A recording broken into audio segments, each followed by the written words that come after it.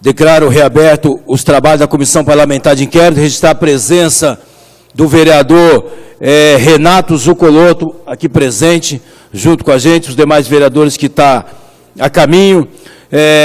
Ofício Gabinete 238-2017, excelentíssimo senhor vereador.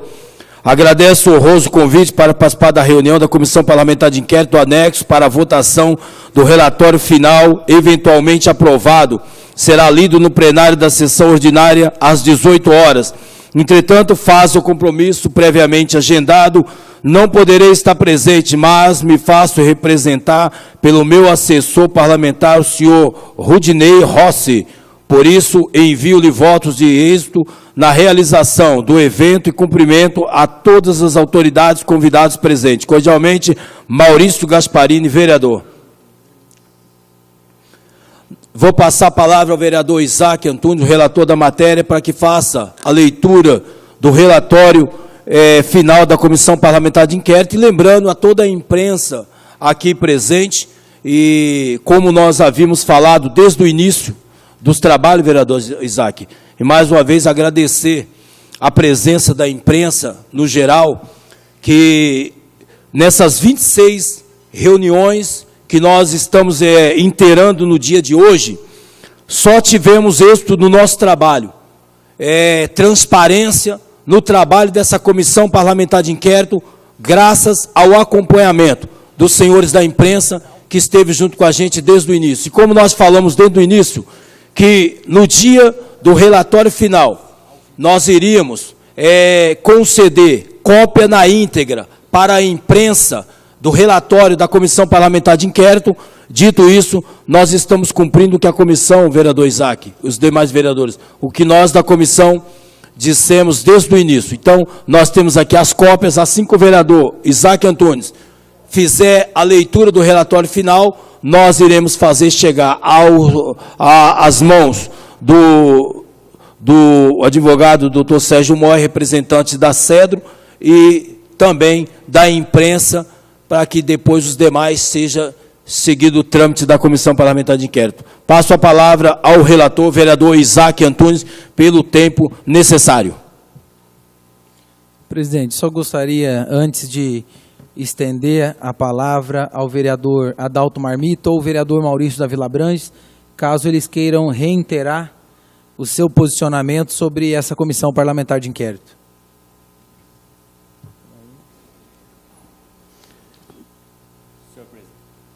Senhor presidente, então, vereador, relator Isaac Antunes, Marmita, quer registrar aqui também a ausência do nosso companheiro Lincoln, problema de saúde, não pôde estar presente com a gente. Pessoal da imprensa, agradecer ao pessoal presente e dizer, senhor presidente, para mim, por estar esse primeiro mandato nessa casa, os primeiros meses já, ter fazer parte dessa comissão tão importante, que foi realmente levado a sério um caso desse. Senhor presidente, o descaso com o dinheiro público, como a gente chegou desde o início dessa comissão, a gente já percebeu que realmente tinha muita coisa irregular, e durante todas essas 26 reuniões que completa hoje, realmente podemos concretizar que realmente a coisa era feita de qualquer jeito e, pelo que eu vejo, sem compromisso, sem responsabilidade nenhuma com o dinheiro público. Então, hoje nós chegamos ao fim, esperamos que seja a primeira de várias que a gente pode participar aqui nessa casa, e estou muito feliz de poder estar contribuindo nessa casa, senhor presidente. Obrigado. Eu vou explicar a composição. Vereador Adalto Marmita. Boa tarde a todos, boa tarde o Boni, boa tarde aqui o vereador Zucoloto, boa tarde a mesa, o relator, o presidente. Eu queria dizer que as minhas palavras são muito simples e muito sinceras. Quando eu fiz parte fui convidado para fazer parte dessa CPI, eu fui um dos membros que menos falei, mas que mais observei. Porque às vezes a gente conversa com as pessoas, você vê que as pessoas não estão falando a verdade. E quem está pagando por isso é a população, a falta de remédio no posto, a falta de uma infraestrutura na cidade. Então, acho que essa comissão chegou no relato final. Eu acho que a gente foi muito feliz de não gastar nada nesse anexo. Encaminhar para o Ministério Público e ver o que o Ministério Público resolve. E agora vamos dar a palavra para o relator aí fazer os seus finais.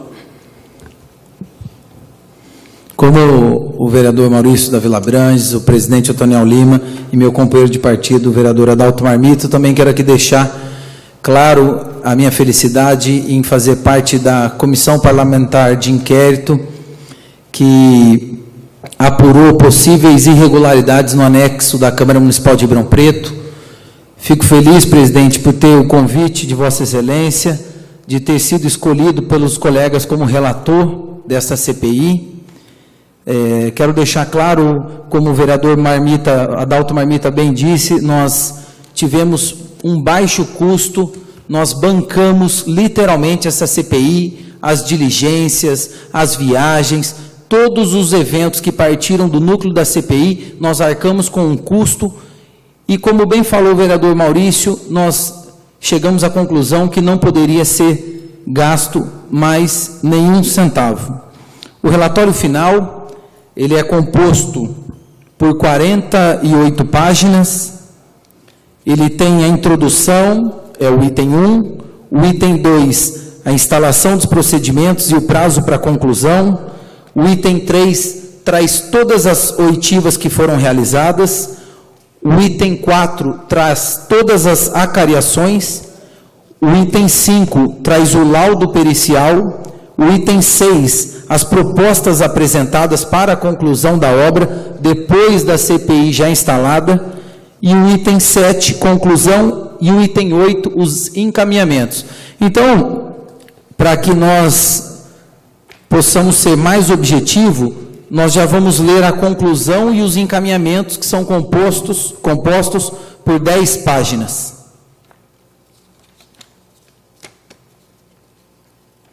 Conclusão. Em que pese as inúmeras justificativas apresentadas durante toda a instrução desta comissão de inquérito, imperioso ressaltar que paira sobre toda esta situação grandes contradições, ao qual passo a expor. Inicialmente, levantam-se grandes dúvidas quanto ao valor pago à empresa Contec para a elaboração do projeto arquitetônico básico.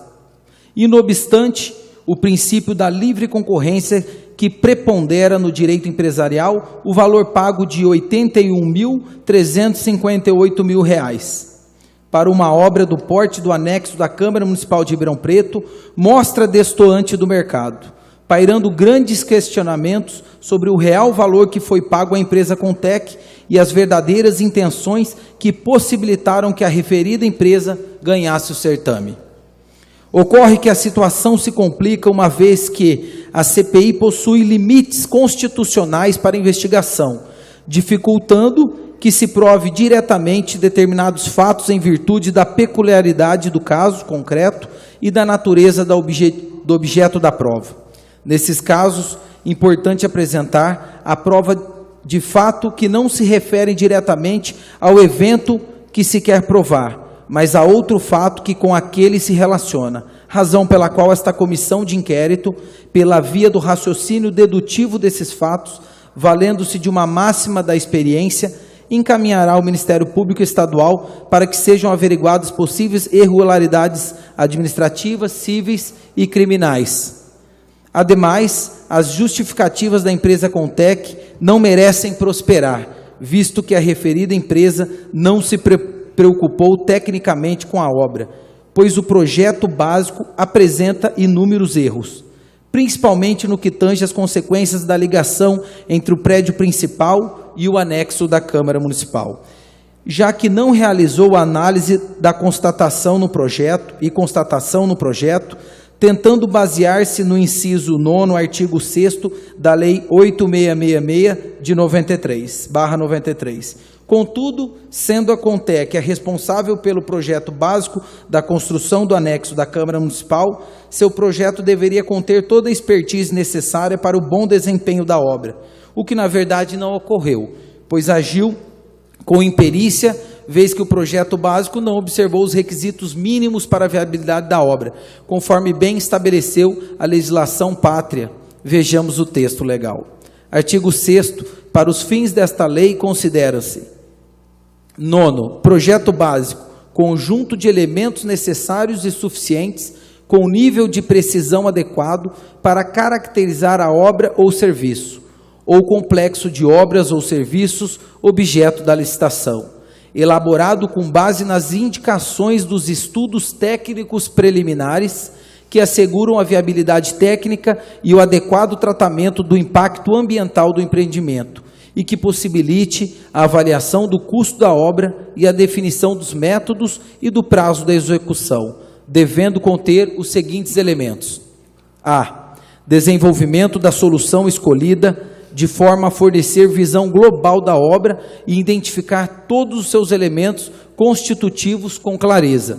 B. Soluções técnicas globais e localizadas, suficientemente detalhadas de forma a minimizar a necessidade de reformulação ou de variantes durante as fases de elaboração do projeto executivo e de realização das obras e montagem. C. Identificação dos tipos de serviços a executar e de matérias e equipamentos a incorporar à obra, bem como suas especificações que assegurem os melhores resultados para o empreendimento, sem frustrar o caráter competitivo para a sua execução. D. Informações que possibilitem o estudo e a dedução de métodos construtivos, instalações provisórias e condições organizacionais para a obra, sem frustrar o caráter competitivo para a sua execução. E. Subsídios para a montagem do plano de licitação e gestão de obra, empreendendo a sua programação, a estratégia de suprimentos, as normas de fiscalização e outros dados necessários em cada caso. Também orçamento detalhado do custo global da obra, fundamentado em quantitativos de serviços e fornecimentos próprios avaliados. Ademais, o Conselho Federal de Engenharia, Arquitetura e Agronomia, ao editar a resolução número 361, de 10 de dezembro de 1991, assim definiu as características de um projeto básico no seu artigo 1º. O projeto básico é o conjunto de elementos que define a obra, o serviço ou complexo de obras e serviços que compõem o empreendimento, de tal modo em que suas características básicas e desempenho almejado estejam perfeitamente definidos, possibilitando a estimativa de seu custo e prazo de execução. No seu artigo 3º, as principais características de um projeto básico são: desenvolvimento da alternativa escolhida como sendo viável, técnica, econômica e ambientalmente, o que atende aos critérios de conveniência de seu proprietário e da sociedade. Fornecer uma visão global da obra e identificar seus elementos constituintes de forma precisa. Especificar o desempenho esperado da obra, adotar soluções técnicas, quer para conjunto, quer para suas partes, devendo ser suportadas por memórias de cálculo e de acordo com critérios de projeto pré-estabelecidos, de modo a evitar ou minimizar reformulações ou ajustes acentuados durante sua fase de execução. Identificar e especificar, sem omissões, os tipos de serviços a executar, os materiais e equipamentos a incorporar à obra. Definir também as quantidades e os custos de serviços e fornecimentos com precisão compatível com o tipo e porte da obra, de tal forma a ensejar a determinação do custo global da obra com precisão de mais ou menos 15%. Fornecer subsídios suficientes para a montagem do plano de gestão da obra.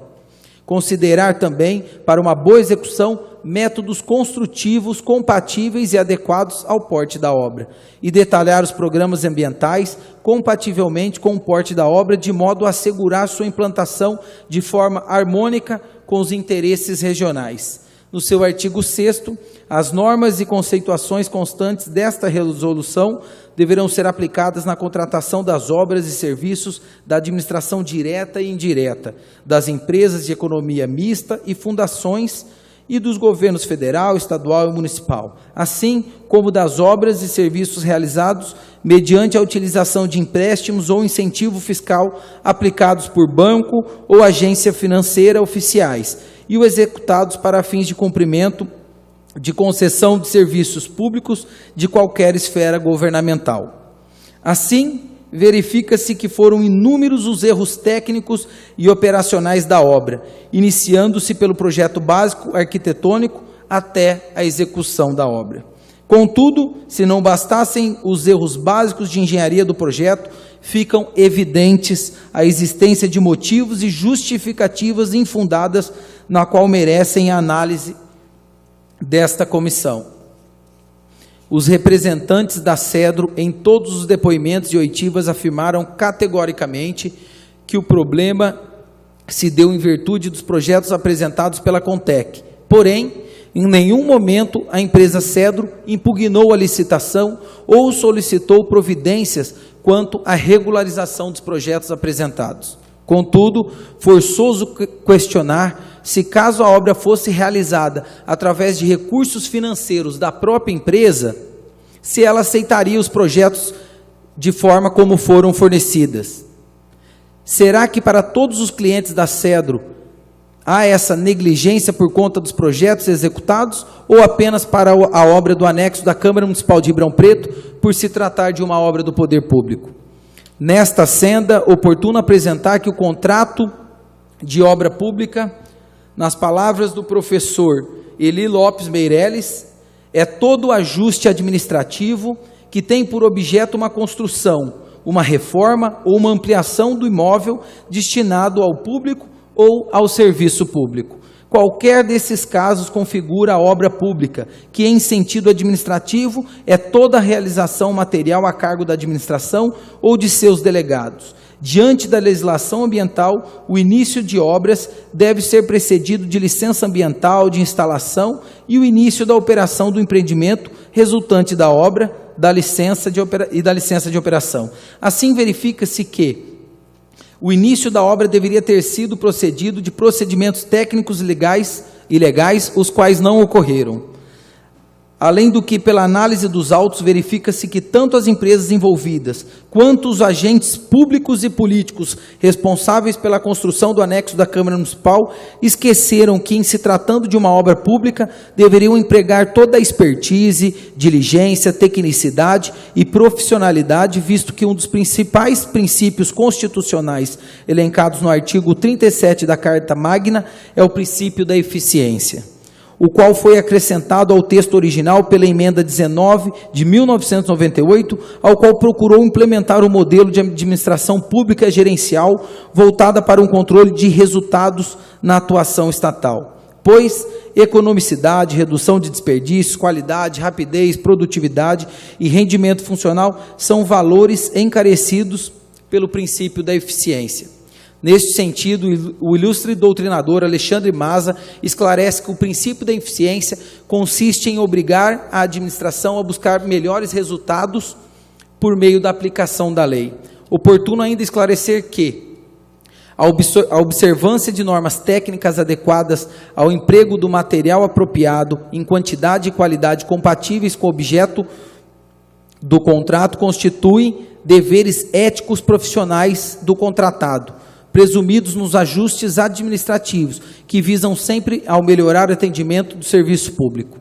Daí porque o contratado é obrigado a reparar, corrigir, remover, construir ou substituir as suas expensas, no todo ou em parte, o objeto do contrato em que se verifiquem vícios, defeitos ou incorreções da execução ou dos materiais empregados.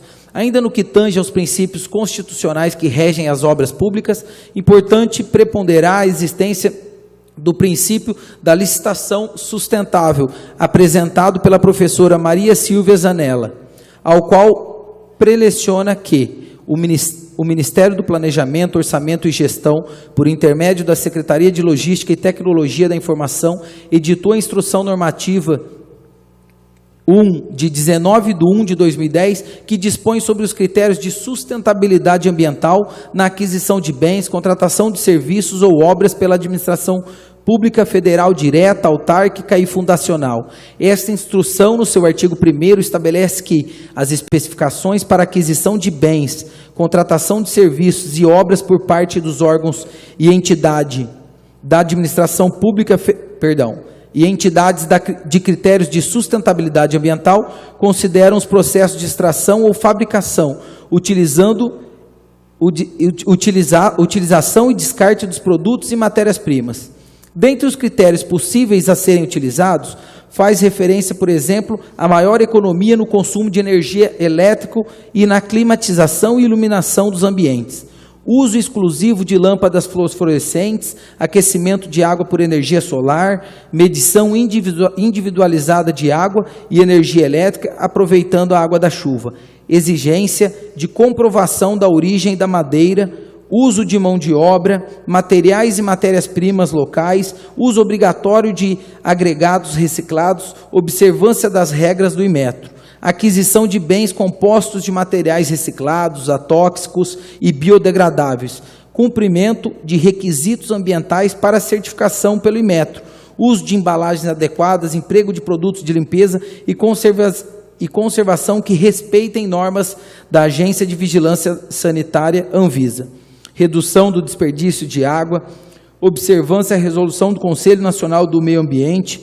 CONAMA, sobre ruído, utilização de equipamentos de proteção individual pelos profissionais terceirizados, treinamento destes mesmos profissionais para a redução do consumo de água e energia e da produção de resíduos sólidos, separação dos resíduos recicláveis, atendimento às normas da Agência Brasileira de Normas Técnicas sobre resíduos sólidos, destinação ambiental adequada de pilhas e baterias. Pelo artigo 4º caput, as obras públicas e os serviços de engenharia, os projetos básico e executivo devem ser elaborados visando a economia da manutenção e operacionalização da edificação, a redução do consumo de energia e água, bem como a utilização de tecnologias e materiais que reduzam o impacto ambiental.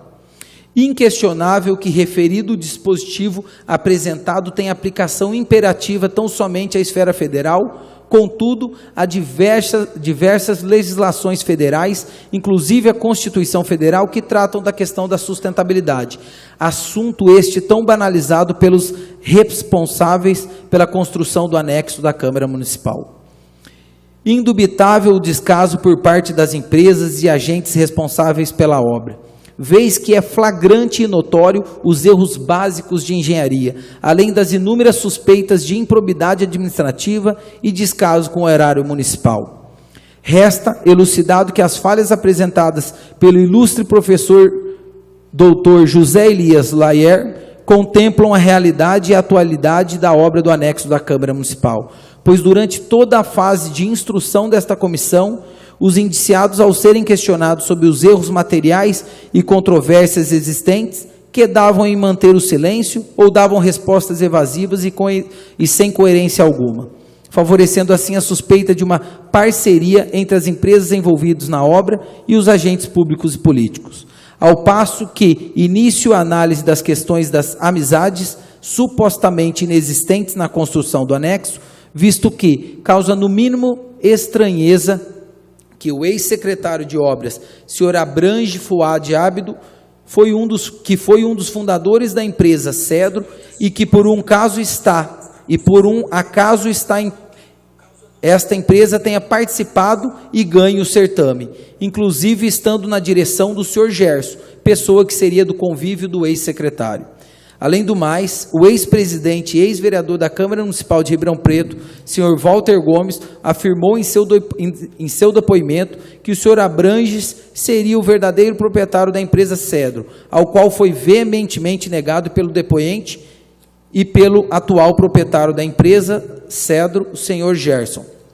Contudo, diante da suspeita içada e as condições às quais foram realizadas a licitação e a execução do anexo, esta comissão entende por bom, justo e de direito encaminhar ao Ministério Público para que realmente seja constatada ou não a acusação feita pelo ex-presidente da Câmara Municipal, já que, sendo a função fiscalizatória uma das mais ou a mais importante a ser exercida pelo Legislativo, não é ético e moral que esta comissão fique inerte a tão séria e preocupante denúncia. Diante de todos os fatos e indícios apresentados nesta obra do anexo, apresenta-se mais como um encontro de amigos, que propriamente com uma obra pública que respeitou e resguardou os princípios constitucionais, legais e morais da administração pública. Nota-se que, além de inúmeras obras já realizadas pela Cedro neste município, todos os envolvidos, apesar de negarem veemente, possuem algum tipo de relacionamento, além do estranho fato do projeto básico da construção do anexo e sua execução não terem sofrido impedimentos ou impugnações, mesmo diante de erros graves em todo o processo. Corroborando que a tese de encontro de amigos, oportuno apresentar que o ex-secretário de Obras, senhor Abrange, afirmou nas folhas 101 que a obra inicialmente foi orçada em 14 bilhões, porém, ao ser passado o valor para a Câmara, a Coordenadoria Administrativa e a Presidência questionaram se teria como fazer uma licitação em duas partes, pois não teriam os recursos financeiros necessários para o custo total da obra. Além do fato que o ex-presidente e vereador, senhor Walter Gomes, teria assinado o atestado de capacidade técnica, favorecendo a empresa Contec para participar de uma licitação do Tribunal de Justiça, e a nomeação suspeita do senhor Clodoaldo, que auxiliava na obra, tendo sido cedido de forma irregular para a Câmara Municipal de Ribeirão Preto. Ademais, verifica-se que fizeram um parcelamento da obra, já que o projeto barateado não contemplava uma série de questões, tais como sistema de ar-condicionado, sistema lógico, telefonia, bombeiro, etc. Ou seja, já era de conhecimento dos responsáveis da obra que os recursos destinados à construção não seriam suficientes. Porém, mesmo assim, houve a aprovação dos projetos incompletos.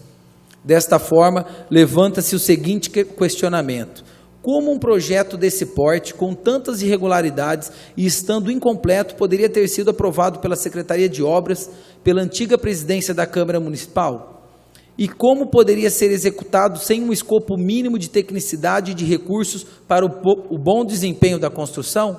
Ressaltou ainda o ex-secretário que o ex-presidente da Casa e ex-diretor administrativo tinham plena ciência de que, com um valor de R$6.800.000, não seria possível concluir a obra, estando conscientes de que seria imprescindível a aprovação de um aditivo, reforçando que a empresa Contec teria executado mais do que existia no escopo, para promover o andamento da obra, na perspectiva que fosse resolvido os embaraços.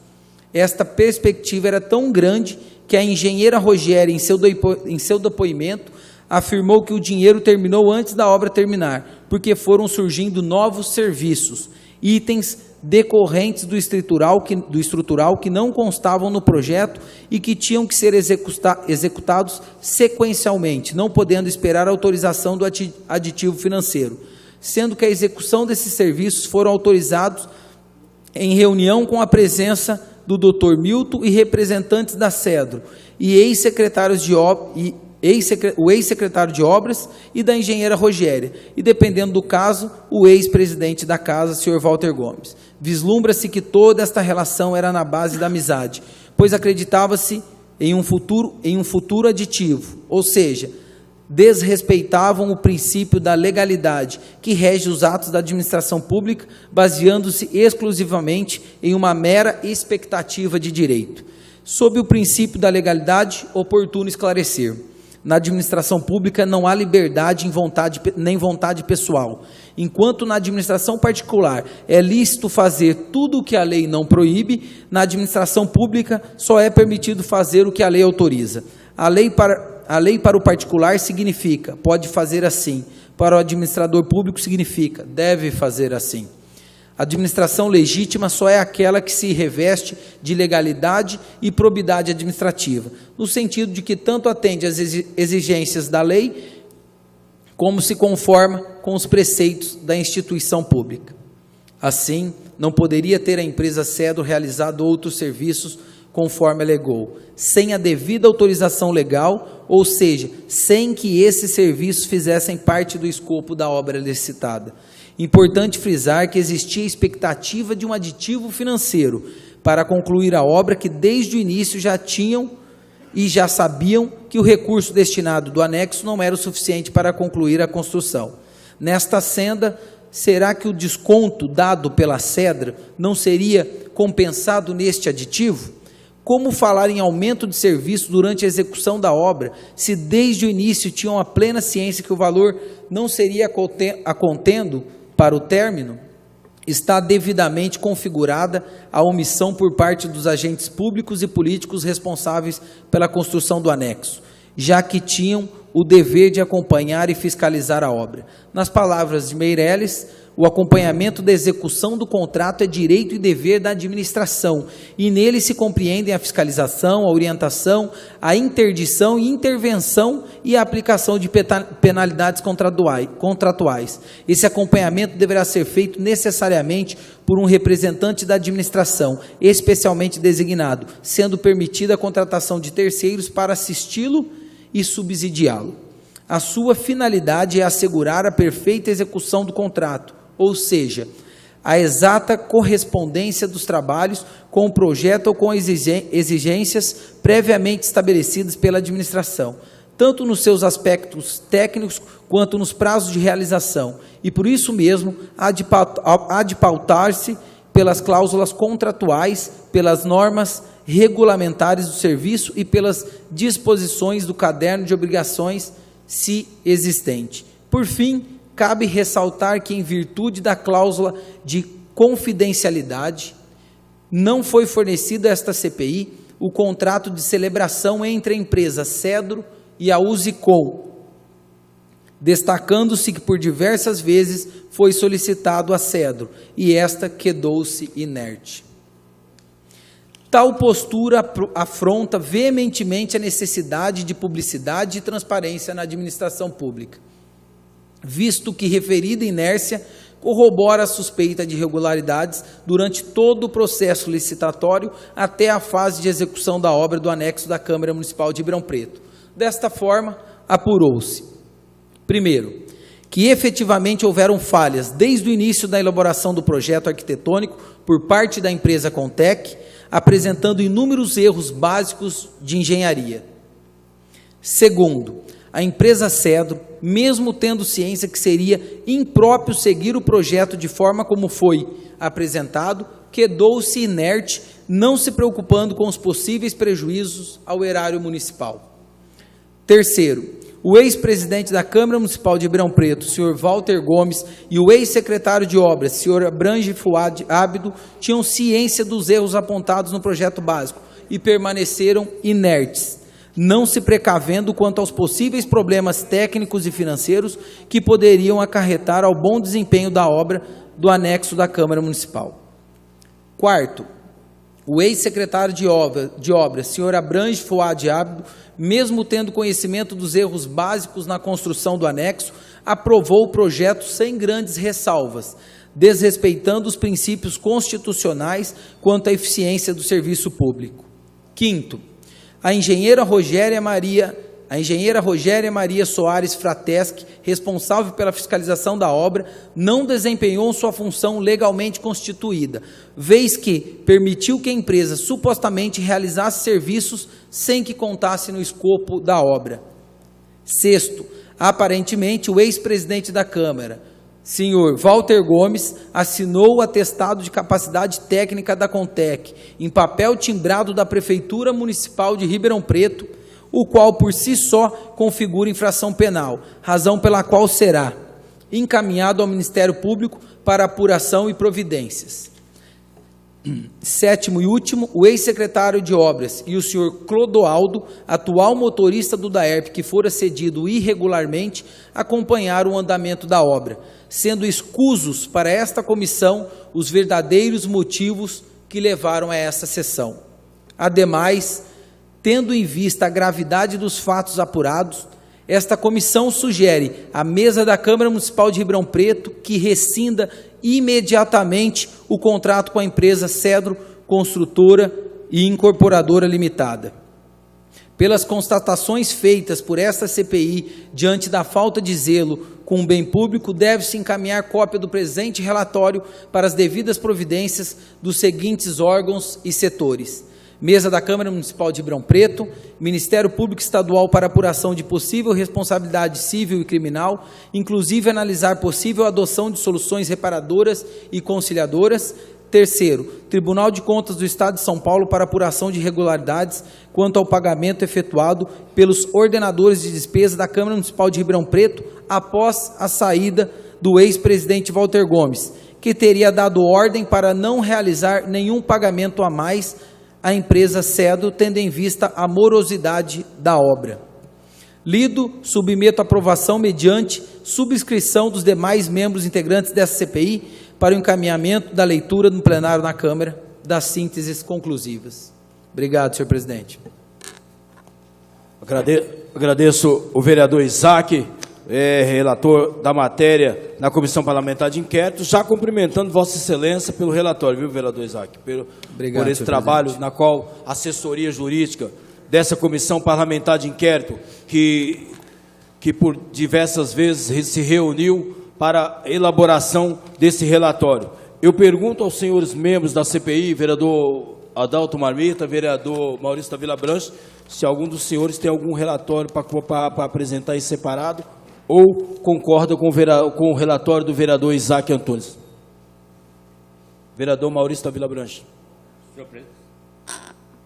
Senhor presidente, estamos de pleno acordo e, mais uma vez, destacar, senhor presidente, esse trabalho desenvolvido por essa comissão, que foi de suma importância para todo esse esclarecimento.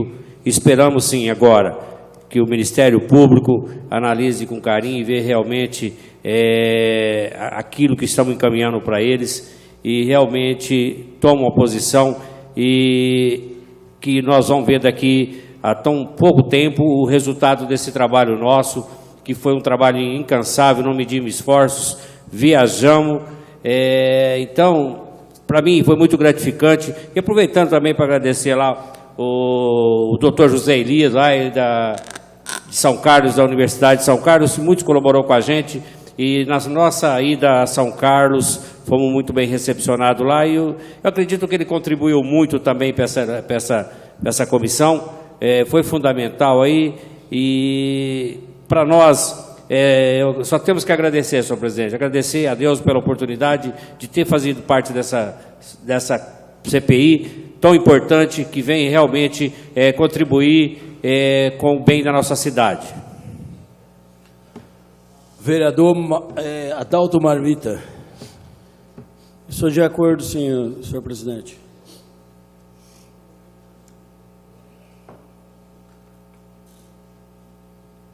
Mais uma vez eu reitero o trabalho dessa comissão e, em ato contínuo, a presente CPI encaminha o relatório ao presidente da Casa, o nobre vereador Rodrigo Simões, para a deliberação do plenário na sessão ordinária do dia 13/7/2017, às 18 horas, aonde terá lido para os vereadores. Após ser aprovado pela Comissão Parlamentar de Inquérito, teremos a aprovação dos vereadores na noite de hoje da sessão. E eu já, de antemão, vereador Isaac, os vereadores aqui presentes, eu tenho certeza que todos os vereadores entenderão o trabalho dessa comissão. Infelizmente, tivemos que chegar até aqui, porque desde o início que essa comissão foi instalada, muitas incompreensões, muitas articulações para desarticular a Comissão Parlamentar de Inquérito.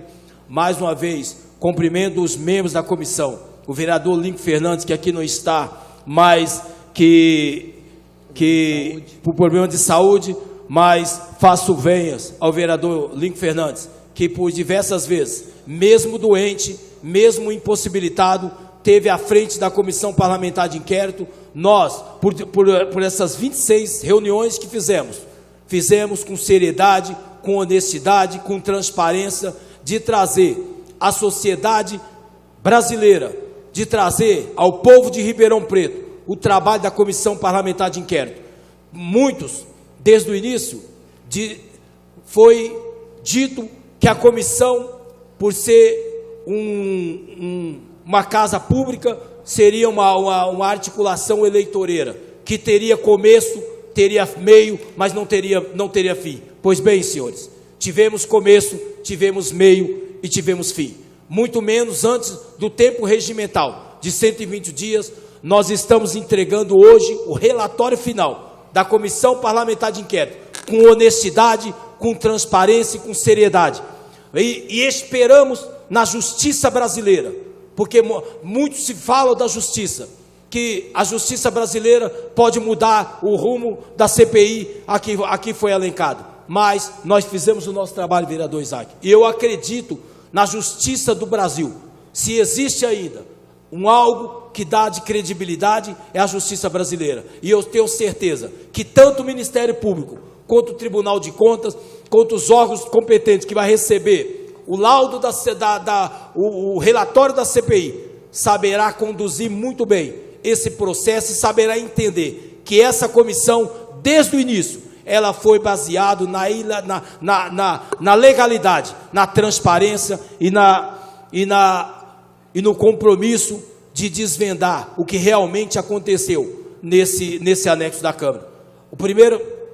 Os primeiros dias do nosso mandato, na qual nós tivemos a responsabilidade de ficar com o anexo da Câmara de Ribeirão Preto, nós não entendemos, vereador Isaac, o vereador Boni, o motivo de uma obra de 6.800.000, quando a Câmara já tinha pago 6.400.000, não teria terminado.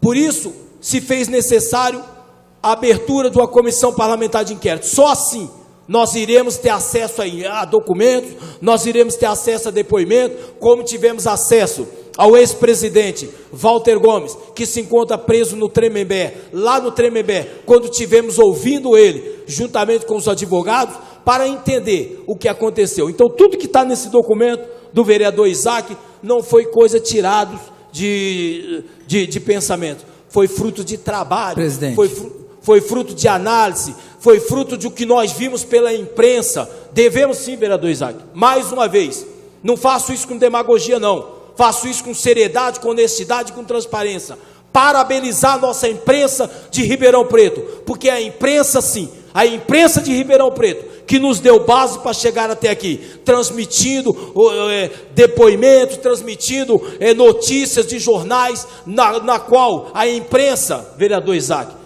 tenho a dizer isso, a imprensa nos alertou de um erro que a Comissão Parlamentar de Inquérito ia fazer, quando nós propomos uma contraproposta, numa proposta que foi apresentada para a CPI, vereador Isaac. Nós reconhecemos o erro da CPI, porque na política não é errado você reconhecer o seu erro. O errado é você continuar no erro e encobrir o que poderia vir à tona na verdade do relatório. Então nós retiramos aquela contraproposta, que a Comissão Parlamentar de Inquérito não tem que fazer contraproposta com nenhum tipo, com quem quer que seja. Então a imprensa nos alertou. Então, graças ao trabalho da imprensa, dos advogados, dos funcionários dessa Comissão Parlamentar de Inquérito, que nós estamos chegando até aqui.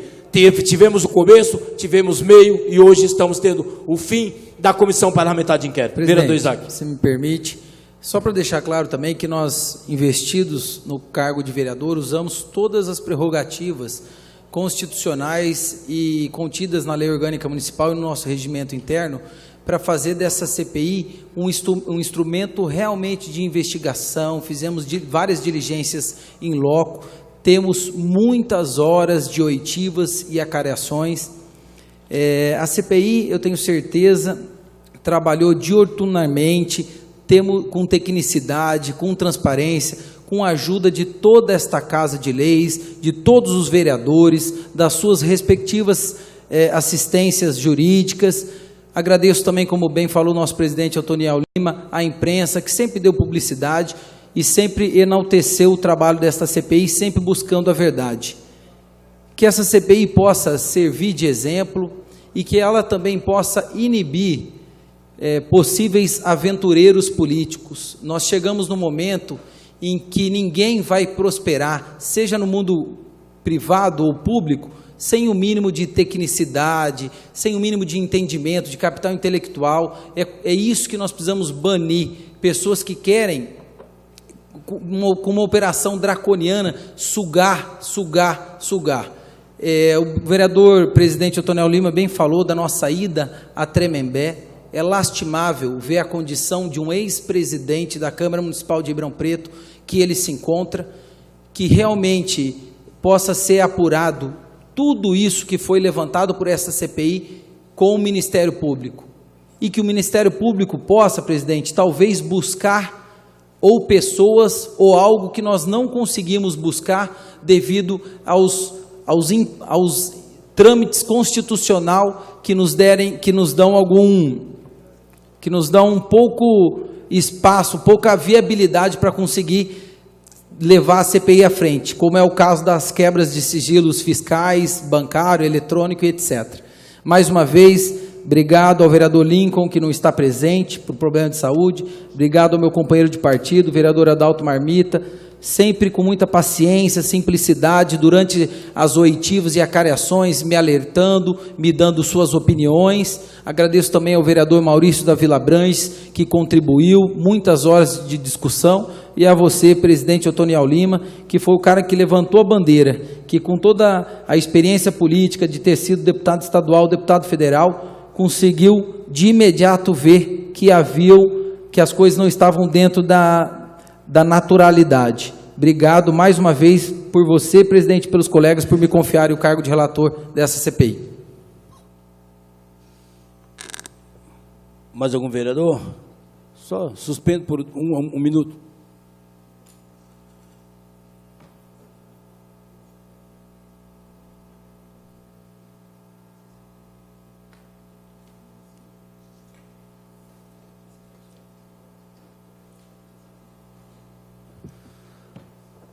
Declaro reabertos os trabalhos. Convido os membros da Comissão Parlamentar de Inquérito para que assine o relatório do vereador Isaac, para que a gente possa colocar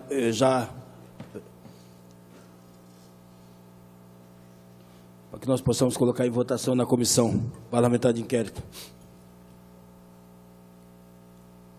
E após a votação da comissão, daremos por encerrado, lembrando que nós teremos a cópia aqui para todos os meios de comunicação da imprensa aqui presente, que quiser ter acesso à cópia do relatório, na íntegra.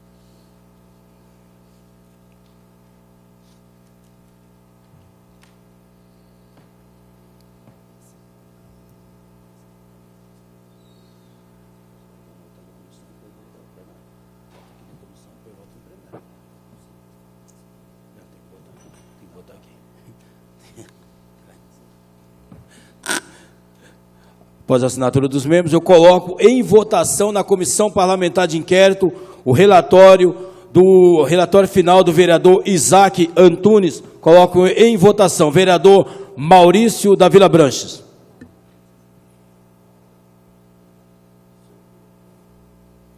Senhor presidente, não tinha como ser diferente, senhor presidente, mas recebe todo o apoio nosso, não só meu, que de todos os nossos amigos, senhor presidente. Votação, vereador Maurício, Adalto Marmita. Meu voto é sim, presidente.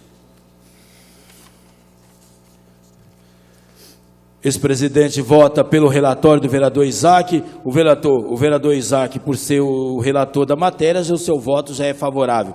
Então, está aprovado o relatório da Comissão Parlamentar de Inquérito nessa CPI e seja remetido para o presidente da Casa, vereador Rodrigo Simões, para que seja votado hoje à noite no plenário da Câmara para os vereadores.